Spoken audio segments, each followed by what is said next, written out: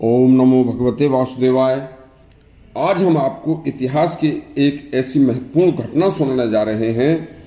वह 11 मार्च 1739 का वह काला दिन जब नादिर शाह ने केवल 5 घंटे में दिल्ली में 1 लाख लोगों का कत्ल कर दिया था। और यह कत्लेआम 3 दिन तक लगातार चला था, जिसकी गिनती भी नहीं रही थी।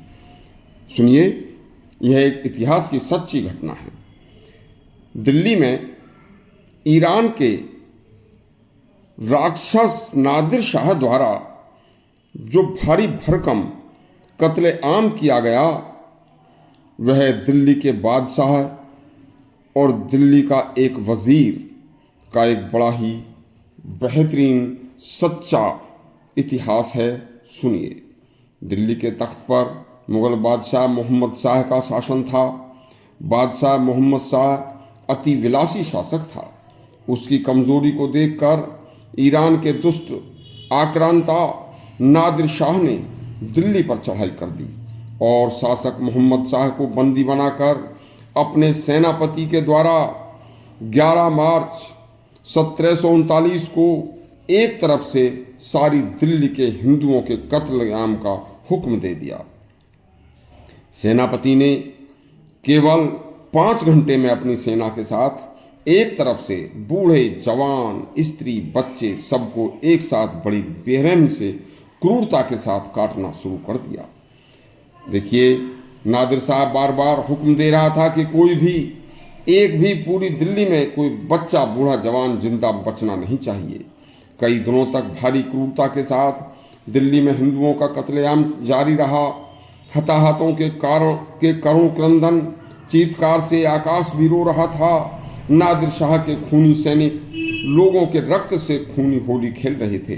उधर निसहाय मुगल बादशाह हरम में रनिवास में मजबूर अपनी बेबसी का मरसिया पढ़ रहा था। मरसिया अरबी में करुणा भरी कविता को कहते हैं। आखिर अरबी भाषा में नादिर शाह के हुक्म पर जब उसे बाहर लाया गया तो मोहम्मद शाह सिर झुकाकर नादिर शाह के सामने बैठ गया और देखिए, बस चुप बैठा रहा। लेकिन मजाल नहीं थी कि जुबान खोल सके और कुछ कह सके, क्योंकि वह प्रजा की रक्षा तो जब करता कि उसे स्वयं अपनी जान की चिंता थी। अंत में जब नादिर शाह की क्रूरता व उसकी राक्षसी सेना का जुल्म पराकाष्ठा पर पहुंच गया तो मोहम्मद शाह के वजीर से रहा न गया। तब वह वजीर अपनी जान पर खेलकर नादिर शाह के पास पहुंचा और उसने अरबी भाषा में एक शेर पढ़ा। सुनिए, कसे नमाज की दीगर बतेगे नाज खुशी, मगर की जिंदा कुनी खल्क राबा बाज खुशी। इस शेर का अर्थ है कि आप अब देखो, तुम्हारी तलवारों की निगाहों से कोई बचा नहीं है, सब कत्ल हो चुका है। बस अब एक उपाय बाकी है कि सभी मुर्दों को दोबारा से जिंदा कर दो और उनको फिर से हम कत्ल कर दें, ये अपनी सेना से कह दो।